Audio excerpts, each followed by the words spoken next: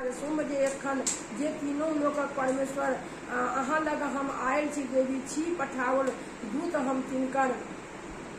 आज्ञा पालन करैत देवता एकरे स्वर में नहीं अवज्ञा करैत जकर ओ सब देवता छथि परास्त सब देव जे सुम दैत्य सँ सुन छथि देने संदेश अहाँ लय आई एकटा संपूर्ण त्रिलोकी अछि हमरे अधिकार में आ चलैत छथि देव लोकनि हमरे अधीन संपूर्ण यज्ञ केर भाग सेहो अलग अलग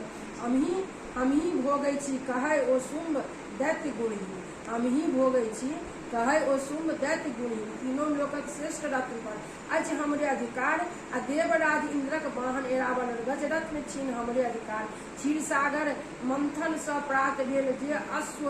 रत्न छल प्रगट भेल ओ उच्च सर्वा रत्न हमरा सब लेल देल देवता अछि हमरे पैर समर्पण कह अछि देल गेल रत्नभूत सब देव लोकनि गंधर्व लाके एकरा आवालावे और कतेको कैल दैत्य हे सुनु सुंदरी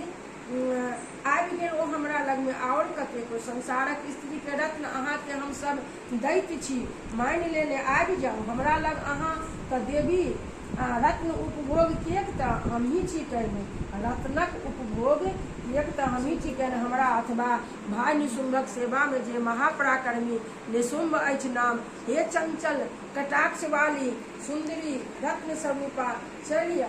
कहलक दैत्य ओहिठाम वरन हमरा कैला से प्राप्त हुए थे तुलना रहते स्वर्ग अनेक प्रकार बन जाओ पत्नी हमर अहाँ बन जाओ पत्नी हमर अहाँ अपन बुद्धि से करब विचार इसी कहे छे दूतक ई सब बात कहला पर कल्याणमयी भगवती दुर्गा देवी जगत धात्री गंभीर भाव मन मुस्कुराइत एहि प्रकार बनली माता देवी।